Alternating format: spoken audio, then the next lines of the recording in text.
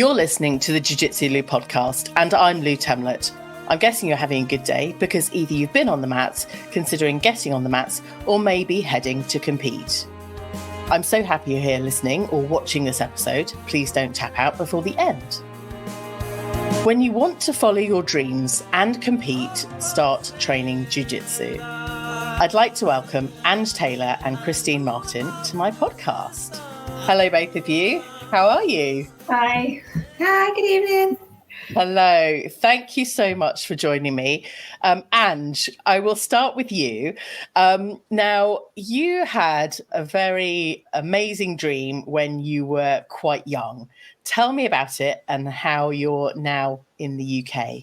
When I was younger, I used to tell my family that I was going to one day live in London with the punks. And everybody thought I was absolutely crazy. And I mean, I'm not in London, which is all right. It's quite busy there. I'm actually quite settled where I am, but I am in the UK. Fantastic. And you're from South Africa and you came over to the UK and you're currently living in? Town called Hina in Derbyshire. Fantastic.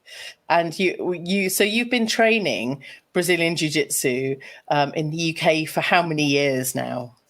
2017. So like maybe 6 years, I think it is. Fantastic. And it's something that you hadn't quite done before, but tell me about your previous kind of career in martial arts. So I initially started back in South Africa and did kickboxing and then moved a bit into MMA. I always wanted to have like an MMA fight because I was like, I don't know, my family did think I was a bit weird because they all golfers. And I then moved to England and I knew nobody. I was in a little town with like nobody around and I looked for something similar. And I think, Gracie Barra Ilkeston came up and it was a 5-minute walk from the house. So it was a no-brainer. Fantastic. And the first person that you encountered during your kind of first introduction here in the UK was, in fact, Christine. Hello, Christine. How are you? Yes, I'm great, thank you. So tell me how the first session went, meeting Ange, coming from South Africa with an MMA background. What was it like having her on the mats? It was great. I mean, for me, anytime I get any new females through the door, I'm like, come on, stay, let's get them in, always on the recruit for getting more girls in. And Angela came through, was quite quiet, but was obviously keen to learn and, keen to just get stuck in and have a go. And that, straight away I'll latch onto that because it's great, isn't it? That's what you want when I'm now doing a lot more coaching. And when you're a coach, anyone that's willing to learn and keen to learn is, straight away, great. Yeah, that's fantastic. I remember starting as a white belt. I'm relatively strong, but actually the kind of energy of a fresh white belt, we tend to use, I'm talking the first person, we use our, strengths, as it were, when we come onto the mat. But did you sense that Ange had a background in martial arts?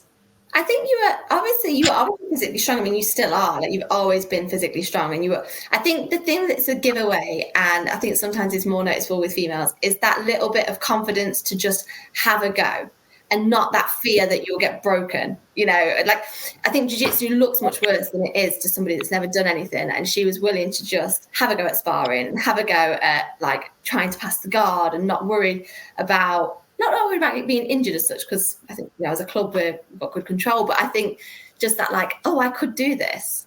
And I think that was a giveaway that there was perhaps something she'd already done. I love that. I love meeting new people on the mats and, just being a white belt and kind of sensing the different backgrounds, all of the kind of different influences.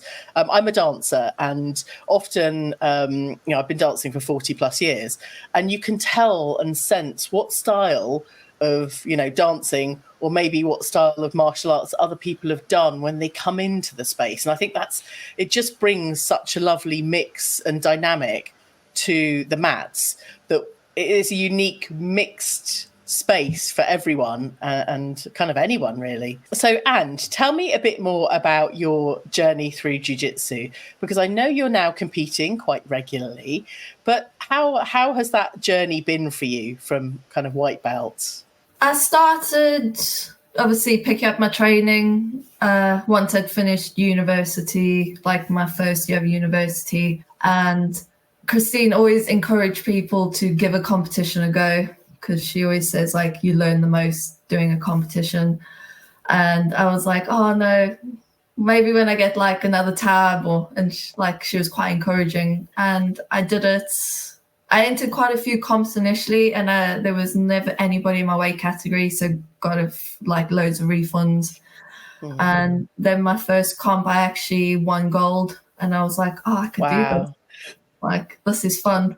And since then, it's just been full speed ahead, trying to do every comp I can do. I love it. I think I've spoken with a couple of other people whose kind of initial competitions were gold, and that really has kind of sparked their energy and continuity for competing. I'm still yet to compete for the very first time. Like you, Ange, I don't have anyone in my weight or age bracket, so I do get refunds, which is quite disheartening sometimes, because you get the money put back into your account, there's no communication, and you're left feeling quite like what's gone on, and then you have to kind of externalize again and go, okay, it's just the situation, even though you might have been preparing for weeks or months ahead. How do you go about preparing for competitions? Put a lot of training in. I think at this stage I'm training like 15 hours a week, probably. Wow. The diet is a huge part of it. You have to fuel your body correctly to be able to perform. And recently I've actually started doing a meditation before I walk onto the mat. So 6 minutes like prep of just meditating, going through the game plan. Because, I have suffered with nerves and maybe a lack of self-confidence while as I'm about to go onto the mat. Yeah. And I have noticed a huge difference in just doing that. That's good. Can you talk us through this meditation? Is it something guided, or is it something that you've kind of put together to really help you? Well, my husband actually found it on YouTube, so it's a guided sports meditation, and I think it's quite American, about like football. They mention different sports in it, so it's not just directly related to one sport. So, but like she has sort of said, like, if you're on your, like in your football match, or like think about this and think about how you've prepared, and it's actually quite good. I was never one to like fully like, okay, I'm going to meditate before I go and fight somebody, because you want to do the opposite. But I love that. I have found it has helped.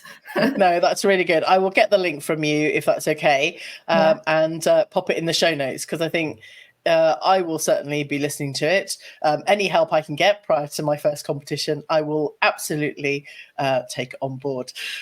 Christine, how do you help teammates within your school prepare for competition?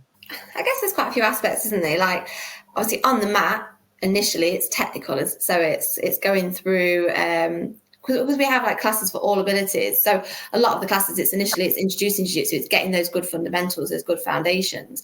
And once you're starting to see people grasp the foundations and knowing what to do in each position, then it becomes a bit more tactical and starting to get them to understand the tactics. And I think that's something that definitely shifts when you start competing, is understanding how to be a little bit tactical with your approach, and having, as Angela's already sort of like referred to, is having a game plan and having a strategy. So I think we definitely, especially I do quite a few one-to-ones now with people that we have compete, and a big part of that is, what is your game plan, and helping them to recognize what their strengths are, what positions are you most comfortable in, so where are you going to try and get this fight to make sure that in a competition environment you feel comfortable with where it's going. So kind of game plan and sort of technical tactics, that's probably a big part. But then I think as well, it's that at the competition, anyone that's been to a competition when I'm there, I'm very vocal. I did have a reputation for sort of being the one that you can hear over the barrier all through the venue. I love it. But trying to sort of, just like be supportive as the match is going, whether it's going well or going south, trying to just keep that encouragement going, because sometimes when you're in a bad position, you can hear someone just shouting, it's okay, you've got time, let's try this, let's try that. It can really help you hold your nerves and pull it back. Yes. And then after, I guess it's that kind of coming back to the drawing board at training, the next week, and being like, whatever the result, let's find the positives in how that match went. Yeah. Let's look at the areas we can improve, and let's do that together. So I guess it's a whole process that just then goes over and over again and keeps, continuous cycle, really. I love that. I've been training for about 18 months, and I've just been observing different games that people have. I attend a lot of the competitions. I'm feeling like that's one way for me personally to kind of absorb competition energy, see what it's like, see whether that's my thing. And like all great coaches, having a go at least one competition seems to be the way to go. So I am going for it. But the more kind of ranked or kind of time on the mats that people have, I've noticed everyone's slowing down their game until they get to black belt, and then it speeds up again. What is your view on or kind of observation of, the progression that you've seen through your students? You mean from like how they spar and how or how they compete? Okay. Is what I'm seeing the slowing down real, or is that just based on one view? Absolutely. I mean, I think without meaning to come across rude at all, everyone makes a joke, don't they, about when white belts first start, and it's kind of like the matches can be a bit wild and things, but it's new. It's getting used to new adrenaline, isn't it? That something, even at training, even you have very competitive sparring at your academy, you cannot replicate that same adrenaline that you get at a competition. And so I think when people are new to competing, no matter what grade, if you're new to competing, dealing with that surge of adrenaline or dump of adrenaline as you first go on the mat is a real learning curve. So I definitely think the sort of the lesser experienced competitors, you see the matches can be quite fast paced, and it can go from one lead to the other person leading very quickly, very back and forth. Yeah. Perhaps because there isn't that same understanding of tactics, maybe of getting a bit of a lead in a controlling position, settle in a little bit, take a bit of energy, and then move on to the next, control the position. And I think that sort of people learn that through experience and time of actually, even in a competition, there's points when you can change the pace of the fight to what pace suits you, and you can kind of get that control. And that definitely comes with a bit of being able to manage your nerves and technical experience. But then, again, once you get that, you can then, if you're somebody that's a fast-paced fighter, you can then increase the pace again and know that you can manage that. Yes. I'm always going to come back to dancing because that's my core. But there's a thing called musicality where you kind of do slightly the opposite to the flow of the music or the moves. And then that's what makes it an interesting observation. And you can kind of see the kind of speed, the tempo, the moves that then change pace. So I'm bringing my kind of dance experience, and I'm kind of echoing what you're saying as, kind of along those sorts of lines. But I've got, I'm still a white belt in my early days. So this is going to be a very long game. But that's jiu-jitsu, I think, is it can be, it is a long journey, but that's nice. There's still so much to learn in a long time. Yes. This is the Jiu-Jitsu Lou podcast with me, Lou Temlett, coming to you from the UK. Go and check out the latest video clips over on Instagram at jiu.jitsu.lu. And as you're listening or watching on your favourite podcast platform, I'd really appreciate you dropping the show a rating and a review. Today, I'm having a conversation with Ange Taylor and head coach Christine Martin. Ange, I want to go back to you, and I want to know how it felt stood on the podium with your first gold medal. It was surreal. I was like, I didn't really grasp it, but it was really exciting, and I just wanted to do more. And do you remember much of the detail around that particular match? the girl pulled guard on me, and I think I got side control on her, and I was on mount, and I was busy working my way up to try and get an arm bar or something. Yeah. And just because I was being really heavy on mount, she ended up tapping. So I was like a bit confused, like, because I didn't know what had happened. And like she just lay on the floor, and I was like, "Are you all right? Like, I didn't do anything." Yes. So like I was panicked. The ref was a bit panicked, and yeah, she was fine. She was obviously just not used to being smothered a bit, because we were all sort of new white belts at the time, I think. So I do love the energy, but I am quite fearful of the kind of adrenaline surge. Well, not fearful, but I'm starting to hear more and more about, what competing is like. But you never gave up. You're still competing now. So talk me through your progression and how you, I guess, with the meditation and the kind of health and fitness and various other things. Tell me about how your teammates and your family support you now in your kind of competing times. I've got a really good group of people around me. One of my best friends, we compete regularly together. And yeah, like our whole team is actually pretty good. Everybody cheers each other on continuously. Every time that somebody's competing, it's messages going. Everybody always helps you prepare really well. And if you need any advice or lifts to get anywhere, everybody's always just willing to jump in and help.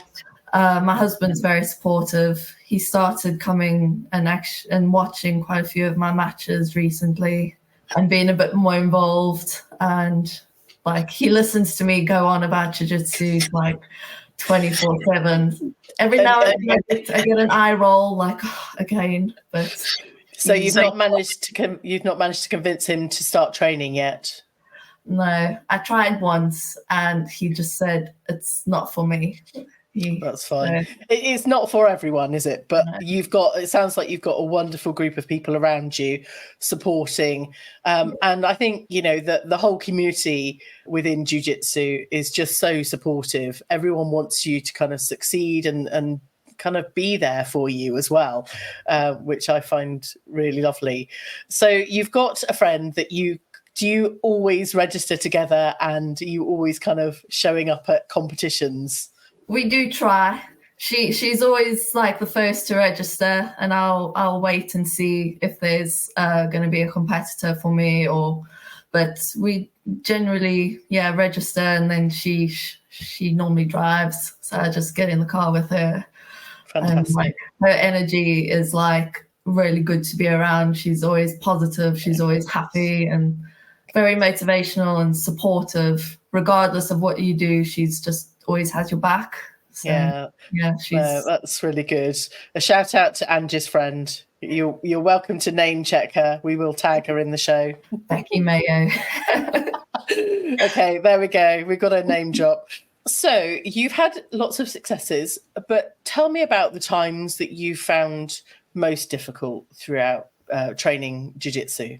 Oh, I must say, I think it was when I was a blue belt. I had probably one of the worst parts of my jiu-jitsu journey.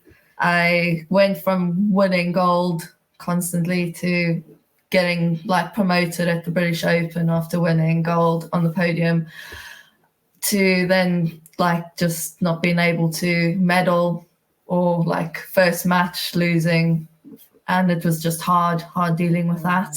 And I still kept showing up. I cried loads of Christine. Oh, a lot of debriefs. Yeah, and like, because when you also get your blue belt, it sort of feels like there's a new target on you. Everybody wants to push you a bit harder. They want you to get better. And sometimes you feel like it's personal when it's not personal. And lots of crying. Lots of times I kept saying, I can't do this anymore. And my husband was always like, no, just go train, go have some fun.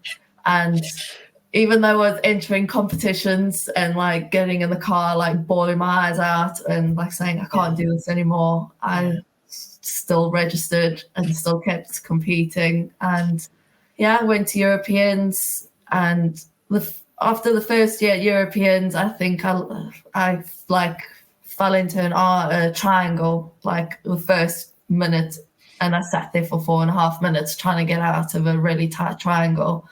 And I was like, oh, okay, it's fine. First Europeans, big comp. Yeah. It was the biggest I'd ever done. Yeah. Second year, put loads of prep into it. And obviously there must have been something just not right. But I went there and I was actually felt really good in the fights, ended up losing. And I was like, that was probably the lowest after that Europeans. And Christine's husband, Stephen, like he pulled me aside while we were out in Paris, and we just like had like a long conversation. And he was like, okay, well, let's do like strength and conditioning. Let's work on the diet. Let's do this. And like, let's just get back to prepping and working on where we fall short. Yeah. Like, oh, Stephen, I don't think I can do this anymore. And he's like, no, you know, we'll get there. And I was like, okay. And my mom at the time kept saying, well, if it's not good for you, if it's not good for your mental health, maybe take a break. And I was like, oh no, you telling me I'm not doing that. No, you've told me. I'm going to show you. Yeah, I love that whenever someone says, oh no, of course you've got a way out, let's just pause this. And then your whole mentality, you almost need those people to go, no, it's okay, just take a break.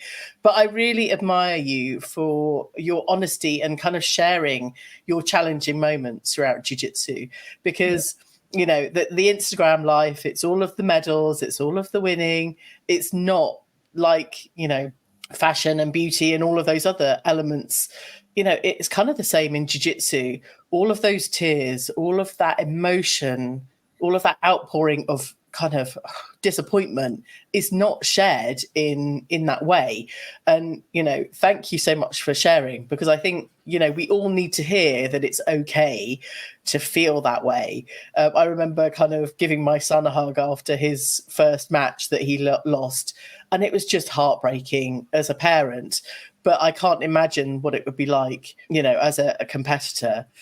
Christine, can I just ask how you support people? It sounds like you've got a really strong network of people, including your husband. How do you help people through those really difficult times? I think it's trying to help people understand that it's very normal in the sport to have highs and lows.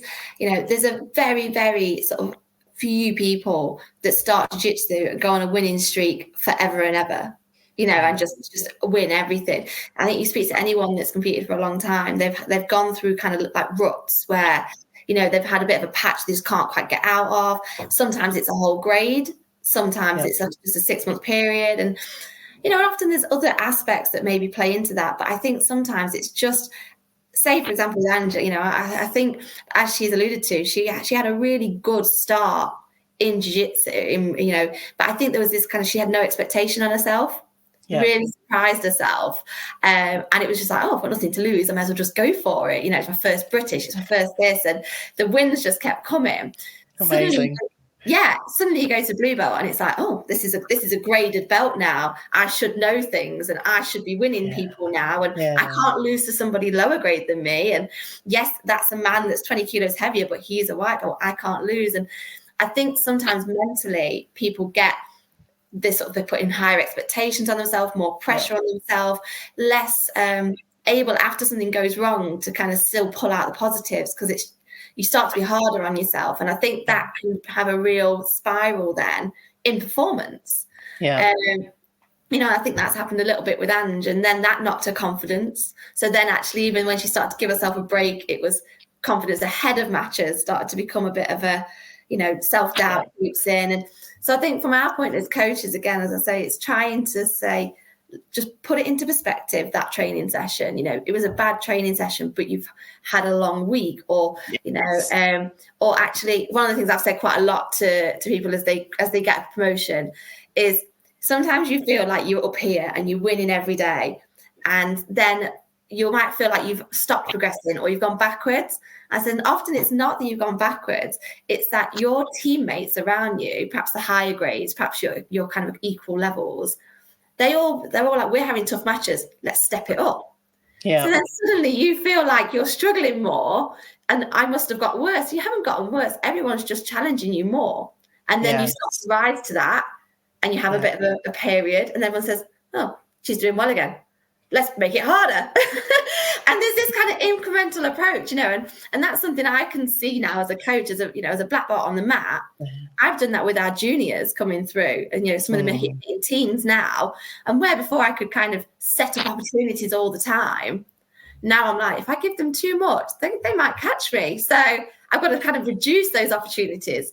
So for them, it may feel like they've gotten worse. They haven't. Yeah. Just they're becoming better. So you've got to like make that challenge a bit more. And so I think it's trying to guide people through those phases and reassure them that is just a part of the learning process and the journey. Yes. And just, I think, kind of got there a little bit with some of the self-belief now, taking that bit of pressure off, and the wins, the performances are coming time and time again now. Yeah. No, it's amazing, your dedication and kind of progress. And I'm kind of getting a sense from what you're saying, Christine, is that even every training session, you almost need to put a backstop behind yourself and go, okay, I'm to this point. There is no going back. I'm only going forwards. Yeah. So kind of mentally, it's everything's progress, every hour on the mat. And if you're spending 15 hours on the mat every week, and that's 15 increments forward every single week, and you're just kind of progressing and doing amazing things. So you're now purple belt and you are still competing. What do you have coming up this year?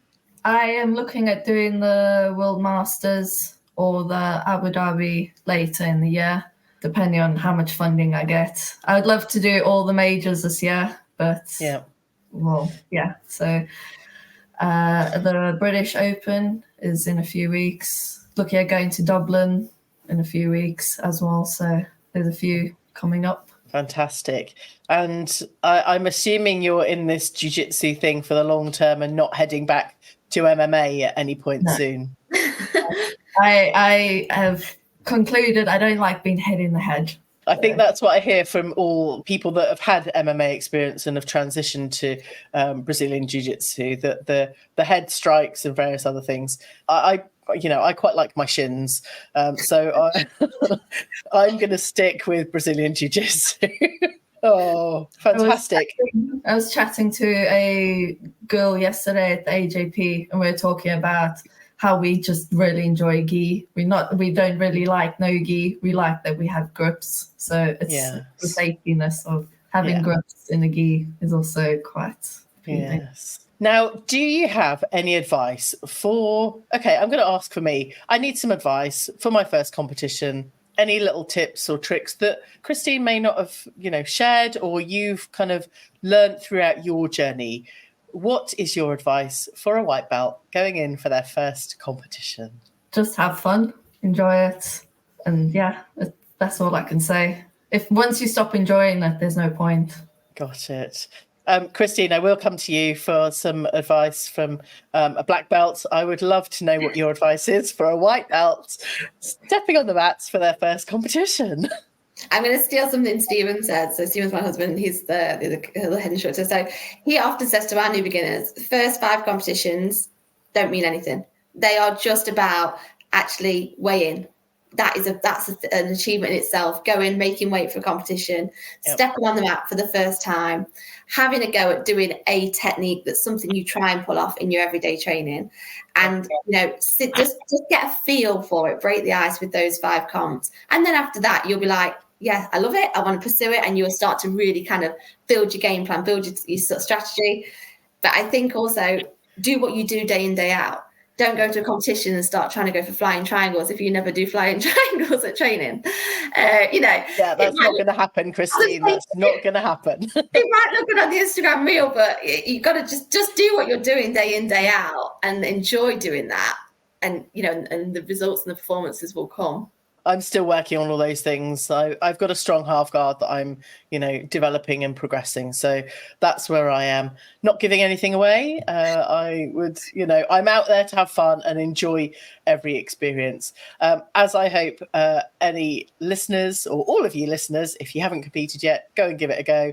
I will be saving up for 5 competitions. It's not a cost-effective thing if you're not planning ahead, but I think it's one of those things. So okay, there's my goal, Christine. Thank you for sharing. 5 competitions. I've said it now. It's out in the universe. You have to do it. Okay, and you need to send me that meditation really quick. I will do.